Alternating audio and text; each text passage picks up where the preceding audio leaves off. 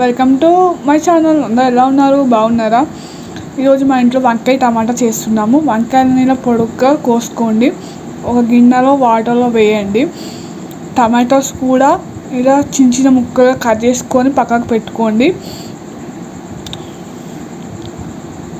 ఒక గిన్నెలో ఆయిల్ పోసి అందులోకి జీలకర్ర ఆవాలు వేసుకోండి. నూనె వేడైన తర్వాత వేసుకోండి. పచ్చిమిర్చి ఆనియన్ కోసి పక్కకు పెట్టుకొని అందులోకి వేసుకోండి. ఆయిల్లోకి ఒకసారి బాగా కలపండి. కలిపిన తర్వాత అందులోకి చిటికెడు అల్లం పేస్ట్ వేసుకోండి. చిటికెడు పసుపు వేసుకోండి.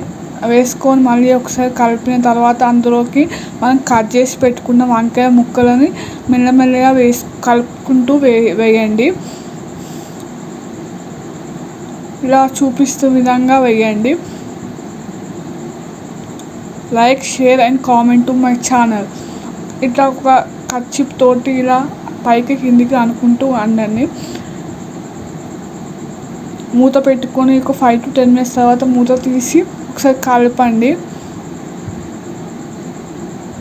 ఒకసారి బాగా కలిపి అండి టమాటోస్ కట్ చేసుకున్న టమాటోస్ అందులోకి వేసుకోవాలి. వేసుకొని ఒకసారి మళ్ళీ కలపండి.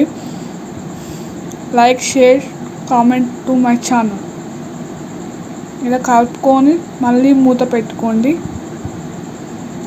మళ్ళీ మూత తీసి చిటికెడు పసుపు వేసుకోండి. 2 స్పూన్ల కారం వేసుకోండి. Subscribe to my channel. ఇది బాగుంటుంది వంకాయ టమాటా. మీరు ట్రై చేయండి. వేడి వేడి అన్నంలో చాలా బాగుంటుంది. ఇలా ఒక 2-3 minutes తర్వాత అందులోకి మనం కొత్తిమీర వేసుకోండి. ఉంట వేసుకోవచ్చు, లేకపోతే లేదు. కొత్తిమీర వేసుకోండి. 1 స్పూన్ మసాలా వేసుకోండి.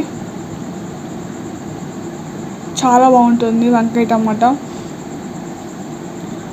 ఒక ప్లేట్లో రైస్ వేసుకొని వంకాయ టమాటా వేసుకొని తింటున్నాను. వంకాయ టమాటా వేసుకొని తినాలి, బాగుంటుంది.